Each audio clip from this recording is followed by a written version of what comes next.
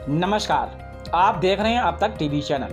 हमारे संवाददाता शिवहरी शर्मा ने जनपद बरेली से जानकारी देते हुए बताया, प्रदेश में तब तक हरित क्रांति नहीं आ सकती जब तक शासन और प्रशासन ऑक्सीजन, फलदार तथा छायादार पेड़ों के कटान पर पूर्ण रूप से पाबंदी नहीं लगा देता है, तभी हमारा वृक्षारोपण का भी उद्देश्य सार्थक होगा।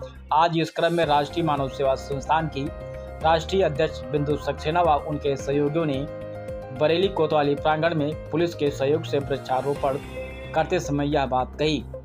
राष्ट्रीय मानव सेवा संस्थान की राष्ट्रीय अध्यक्ष बिंदु सक्सेना ने कहा कि सांस न होगी कम, वृक्ष लगाएं हम। बिंदु सक्सेना ने कहा कि सौंदर्यीकरण का मतलब यह नहीं कि हम हरे भरे फलदार ऑक्सीजन वाले पेड़ों को काट गिराएं, जिनकी छाया में कुछ क्षण रुक कर राहगीर राहत तथा ठंडक महसूस करता है।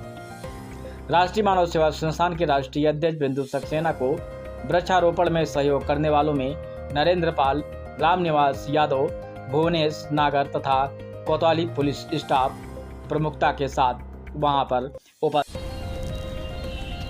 हाँ मैडम, क्या नाम है आपका? मेरा नाम बिंदु सक्सेना है। मैं राष्ट्रीय मानव सेवा संस्थान से राष्ट्रीय अध्यक्ष हूँ। वैसे तो हम लोग अपने संस्थान की तरफ से डेली 10 से 15 पेड़ लगा रहे हैं। डेली का हमारा ये रूटीन बना हुआ है जून माह से।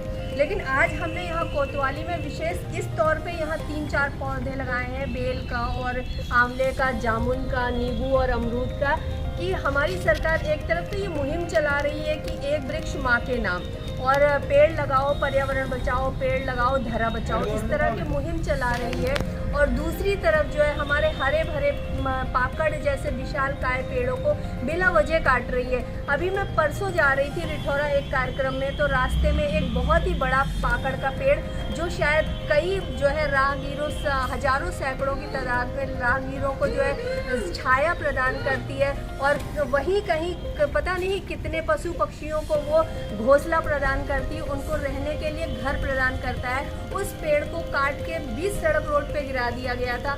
कुछ देर तो यातायात बाधित रहा। हम लोगों ने सोचा शायद यातायात इस तरह इसलिए बाधित होगा, बारिश हो रही थी। लेकिन जब हमने 15-20 मिनट बाद गाड़ी से उतर के देखा तो वहाँ एक हरा भरा विशालकाय पाकड़ का पेड़ काट के सड़क पे गिराया गया था। और जब पूछा ये कैसे गिरा, क्या है, तो उन्होंने बोला कोई नहीं, ये बड़ा हो गया था इसलिए काट दिया गया।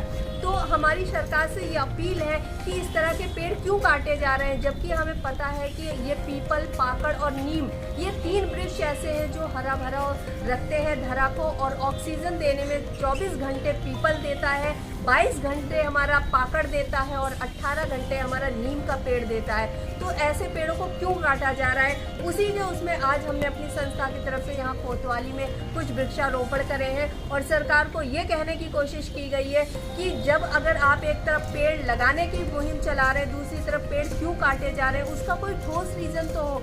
और अगर ठोस रीज़न पूछा जाए तो ये होता है कि चौड़ीकरण किया जा रहा है, सौंदर्यीकरण किया जा रहा है। तो ऐसी कौन सी सुंदरता है जो किसी सुंदरता को नष्ट करके बनाई जाए? तो मेरा यही बार बार अपील है कि ऐसी सुंदरता ना बनाई जाए, कि पहली सुंदरता को ख़त्म किया जाए। और अभी अगर हम आज की बात करें तो मेरी एक बहुत प्रिय सहेली जो है, वो भी एक प्रतिष्ठित व्यक्ति है इस समाज की, बरेली शहर की बहुत ही नामी गिरामी हस्ती है।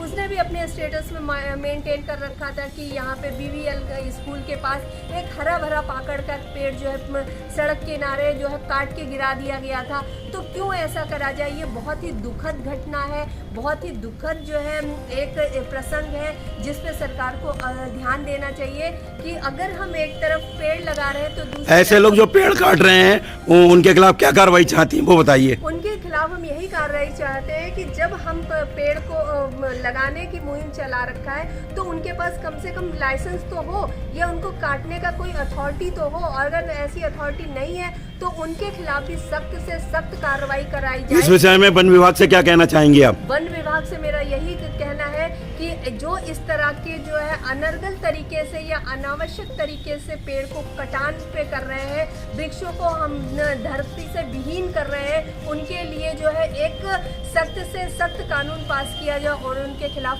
सख्त से सख्त कार्रवाई करी जाए। तो आज का कार्यक्रम आपका वृक्षारोपण और जो है वृक्षों को बचाने के लिए किया गया क्या? हाँ, आज ये हमारे राष्ट्रीय मानव सेवा संस्थान की तरफ से कोतवाली में वृक्षारोपण वृक्ष वृक्षों को बचाने के लिए और सरकार को ये आह्वान करने के लिए किया गया है कि सरकार जो एक तरफ मुहिम चला रही, एक वृक्ष माँ के नाम, और दूसरी तरफ हरे वृक्षों का कटान कर रही है, उसको रोकने के लिए किया जाए। इसी के साथ जय हिंद, जय भारत।